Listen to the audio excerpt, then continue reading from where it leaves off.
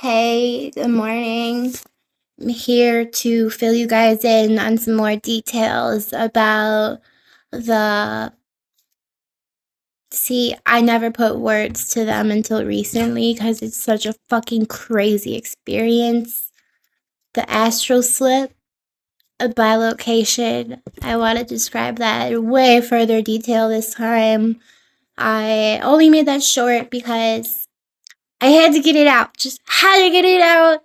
Nobody responded, so I don't know if anyone's going through this, but if you're going through this, like this picture, I mean, like this video, tell me you've been through it. That's why I'm here. I'm trying to find other people who understand.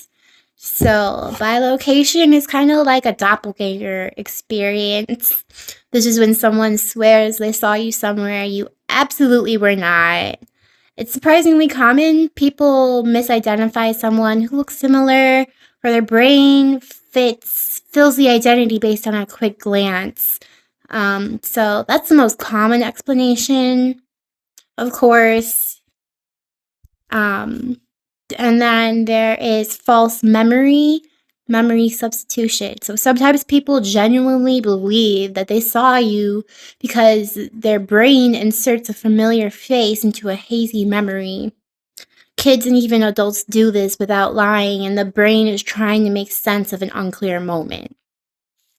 Bilateral reality, an alternate memory phenomenon, is also a thing that it could be. It's not a clinical term, but used in psychology discussions still. This is when two people have two totally different memories of the same time frame. It's usually a combination of misremembering, filling in gaps, missing days, locations, time compression. The brain thinks something happened yesterday when it was actually last week. And location I can't pronounce the word. Location misattribution.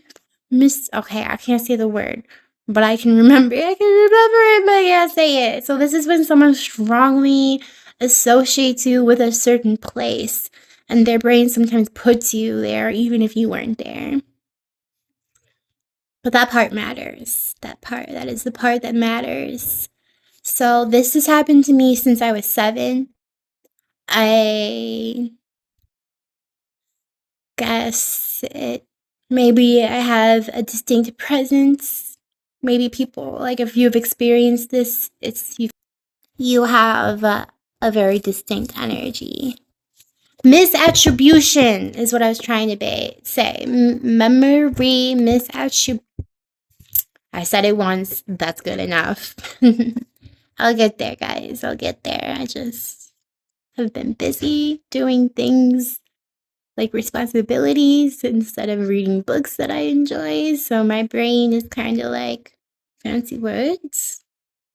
Fancy words? We don't use fancy words. Okay. So, if multiple people do this to you over your lifetime, the closest umbrella term is recurrent misidentification experiences. It's not a disorder, just a pattern where people repeatedly place you in places you weren't due to familiarity of your face, memory bending, expectations, a similar looking person nearby in time. So those are like the realistic explanations, of course. Now, the spiritual interpretation of being seen in two different places. There are a few well-known explanations for what I'm describing. And here we go. Bilocation. Energetic presence in two places. This is the idea that your energy body shows up somewhere even if you're physically not there.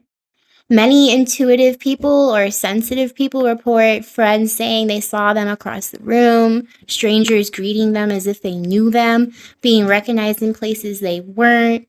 Your energy just expands out further than others, and some people see the energy and mistake it for you actually being there. Like, another umbrella term they have, well, not umbrella term, another term they have for in the spirituality sense is mirror self phenomenon. This is when your soul leaves little echoes or impressions in certain places, like your presence lingers strongly in a place where you've been before or in a moment you were thinking about. Certain people, especially children or highly perceptive adults, can pick up on that echo and subconsciously see you. This often starts young, like when I was 7. Another term is strong aura imprint. Some people have an aura so distinct that others think they see them even when they're not physically present. It's like your essence is recognizable beyond the body. People with empathetic abilities, healing energy, trauma-linked sensitivity, or old soul energy tend to have this. These people are often felt before they're seen, and sometimes seen where they aren't. And the parallel reality slippage. This is not the woo-woo version. Many spiritual teachers talk about this. The idea is that we are constantly shifting between parallel versions of reality, and most shifts are tiny and unnoticeable. But occasionally, two people remember two slightly different versions of where you were. And this is close to the Mandela effect, but on a personal scale. If it's happened repeatedly throughout your life, this is a strong possibility. Being a reflector in human design, in mediumship, and in shaman traditions, this is a type of soul who acts like a mirror. Reflectors are seen differently by different people, are sometimes recognized in two different places, get mistaked for other versions of themselves, carry a shape-shifting energy field. Like, this shit is crazy. What we are capable of, and we don't even know it. It's just impossible. You can't be in two places at once. Guess what? Reality lied to you! Ah! Okay. So if you're a reflector type soul or sensitive, intuitive, receptive type, this would fit into the story. Ancestral overlay. That's when an ancestor's energy overlaps yours. People may see a mixture of you and that ancestor. Sometimes this causes people to see you elsewhere because they are responding to a shared energetic signature, not your physical body. This also shows up early in life. So here's a question. If you have been seen where you weren't, was it normal places, stores, schools, neighborhood, or random places you would never be? And when these people tell you they saw you, does it feel eerie, confusing, familiar, or almost like they knew they saw you? Definitely they knew they saw me, that part. And it was eerie and confusing for me personally. But that answer, for me, led to aura displacement and energetic bilocation. Is what I find as the words to what I have been through finally.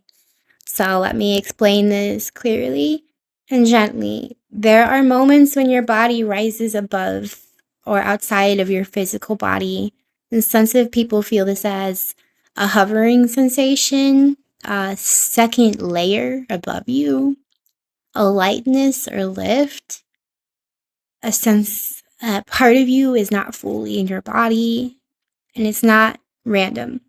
It happens during deep fatigue, spiritual openness, trauma survival states, meditation, a dissociation, intense intuitive moments, childhood sensitivity.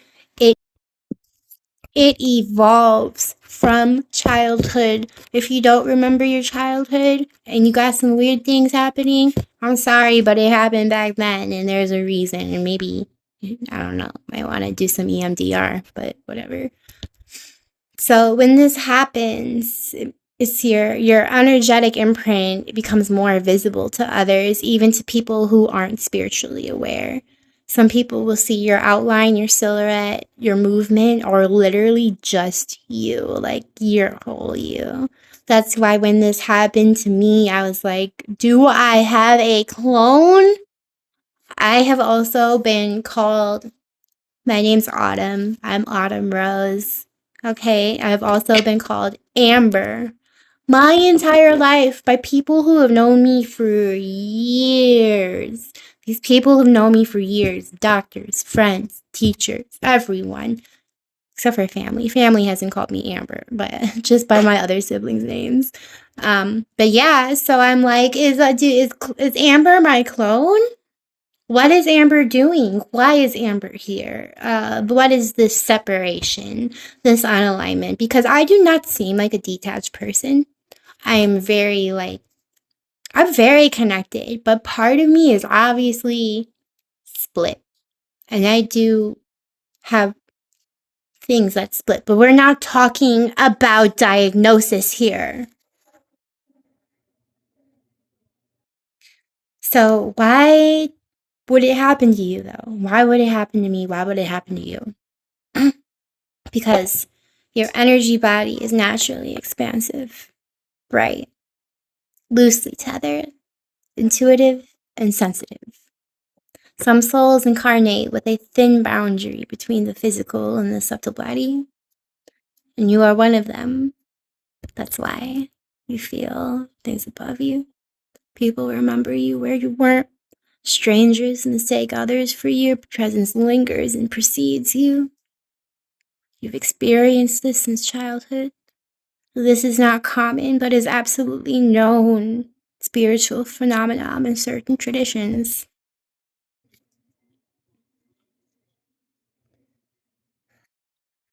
It's a big subject. Some people will call it astral overspill or a displacement, soul projection, or double body presence, or energetic echo. It is all referring to the same thing. Some people feel slight dizziness, floaty, extra sensitive to sound and light. Sound and light. If you are sensitive to sound and light, you are having a spiritual moment. And don't be scared. Realize there is some door, there is something special is happening. Your nervous system is freaking out when you hear those lights and sounds, or at least mine was. But anyways, I'm not going to go on mine. I want to explain what others might feel too, and not just what I felt. So, extra sensitivity to sound and light, feeling half in and half out of your body, time slowing or stretching, being hyper aware, or feeling like someone was watching you. So, I personally was seen in normal places, walking with friends in my room, etc.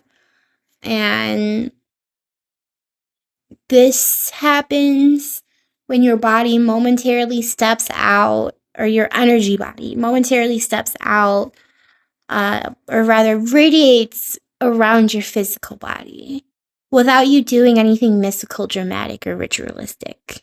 It usually happens in ordinary moments when you're comfortable or tired, when you're not guarded, when you're around people you feel safe with, or when you're daydreaming, thinking deeply, or zoning out. This doesn't happen in sacred temples or trance states. It happens walking with a friend on your bed in your childhood room because your energy body was always naturally loose and not locked in tight.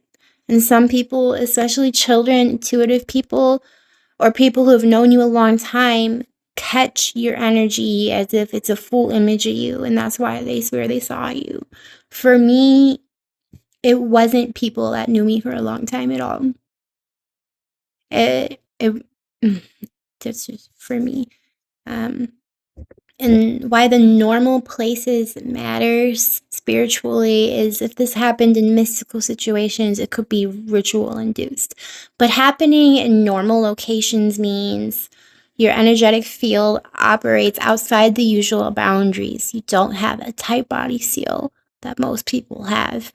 People were seeing your energy imprint and not your physical body. Your energy shows up loudly and visibly in the physical world.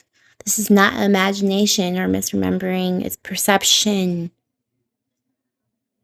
Children and intuitive adults are especially sensitive to it.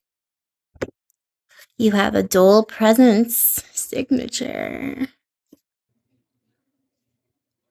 Dual split.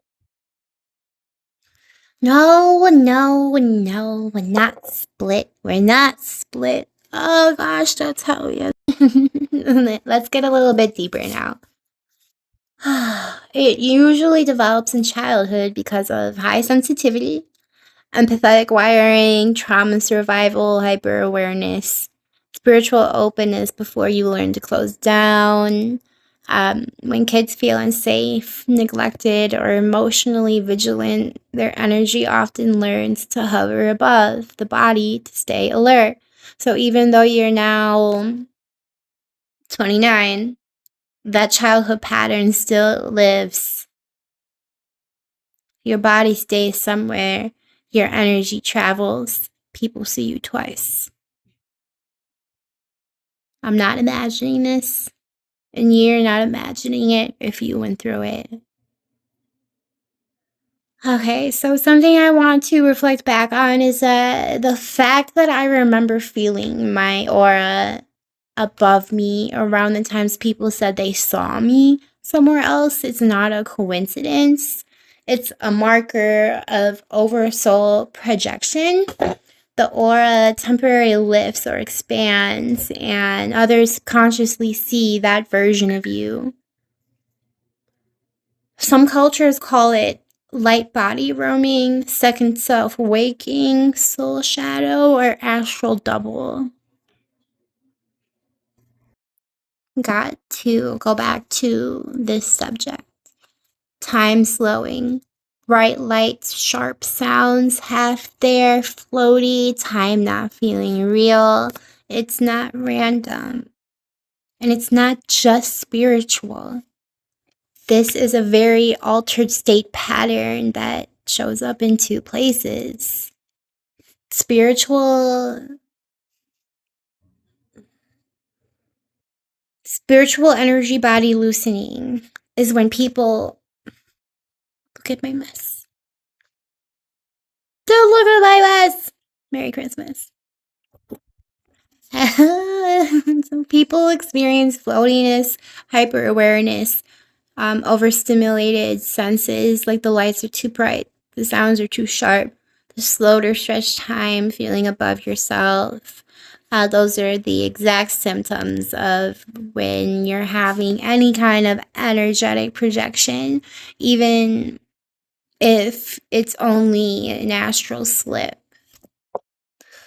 Your energy isn't locked in, it moves. And also, another part of it is the nervous system survival mode. Not the scary kind, the protective kind. Kids who felt overwhelmed, highly sensitive, intuitive, or emotionally hyper aware often develop a natural half in and half out state. Spiritually, this makes the aura looser. Energetically, it makes you visible, more visible. Psychologically, it feels like time isn't real. I'm watching myself. I'm not fully here, but I'm still here. Sounds are too sharp. Everything feels surreal. The state blurs the boundary between physical and subtle perception, and that's when people see your aura as you. People think they saw you somewhere else. You feel like you're above or beside yourself, and your inner and outer world overlap. It is not dangerous. It's not dangerous. You are safe. But it is powerful. Very powerful. Which is scary. It really scared me because it's very powerful. Here's the deeper truth. Spiritual sensitivity and your nervous system wiring can intertwine.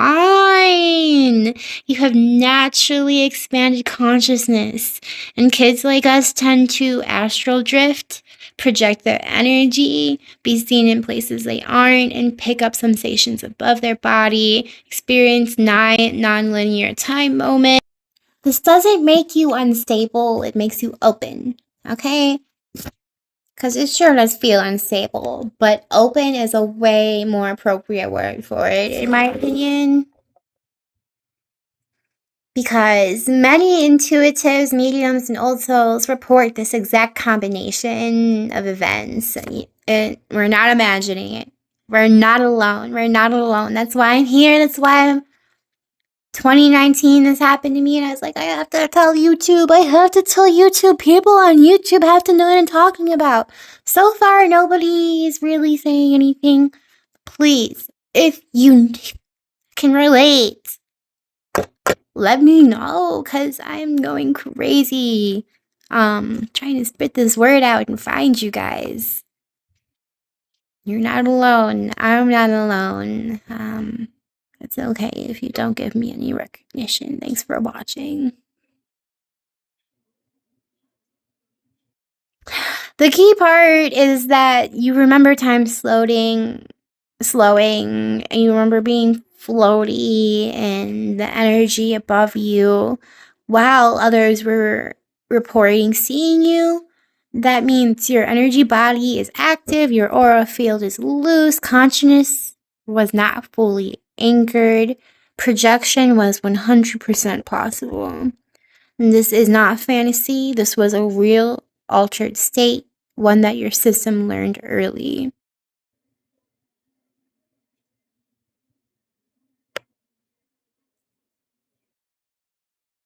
Dissociation and sensory distortion.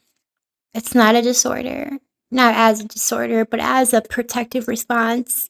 Children who feel unsafe, overstimulated, or alone often slip into this state. It's how the body protects the mind when emotions are too big to hold. It's automatic, it's survival, and it can feel very spiritual because the sensations are wild. But let me be clear, in a grounding and loving way, you were not leaving your body. You were not splitting reality. You were not projecting energetic doubles. What you experienced is real, but not supernatural. It's your body protecting you.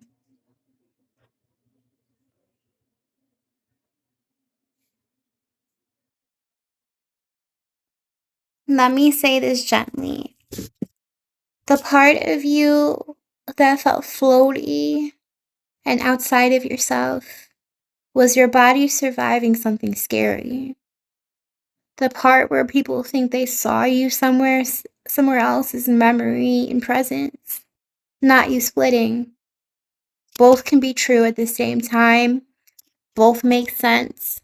Both are explainable without anything wrong happening in your spirit.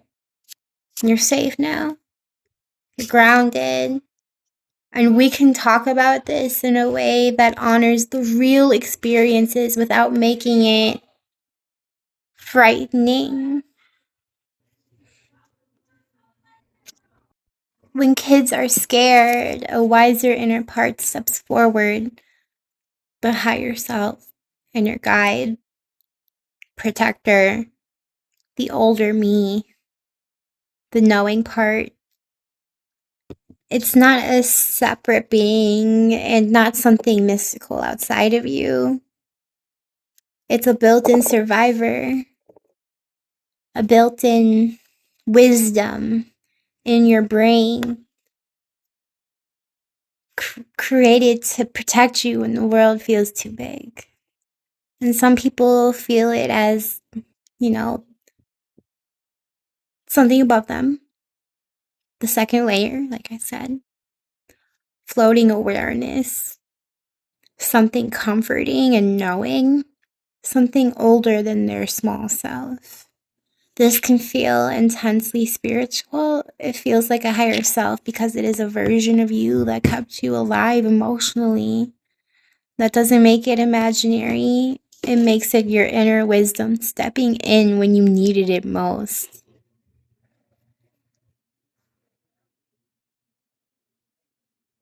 When I met my higher self, I asked her for help. I made my inner world safer. So my body no longer needed to detach, float, or expand to protect me. I felt my higher self, not a mystical double, not a dangerous astral thing, not a malfunction, just me stepping in for me. And when I finally asked for help, my system said, I don't have to protect her like that anymore. My episodes faded because I grew stronger. I healed. I'm healing. And it's not a disappearance of my spiritual abilities as much as I feel like not having those kind of experiences means it's gone, but that just, wow, just stepped in when I could not any longer. I could no longer. I felt in my head as if no one existed anymore. Like I was literally alone and I felt so unsafe and doomed and hopeless. And like I said, I was scared of my higher self. I was scared of the presence above me. But I asked for help. And what that did was integrate us. And I'm kind of putting this together as I'm speaking to you. It became my intuition, my clarity, my groundedness, my sense of I know what to do now. So I guess the scary experiences stopped because the parts of me that once separated have come home. So it's not a loss, it's wholeness.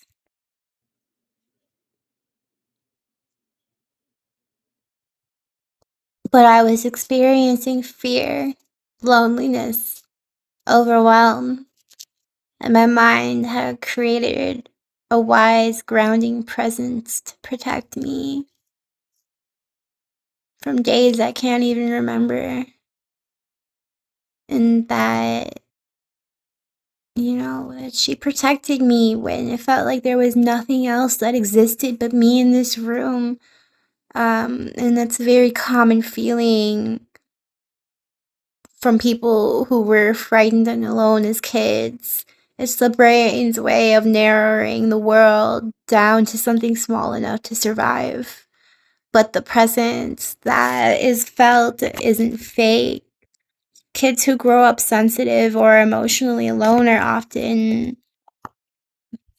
create a very strong inner guide.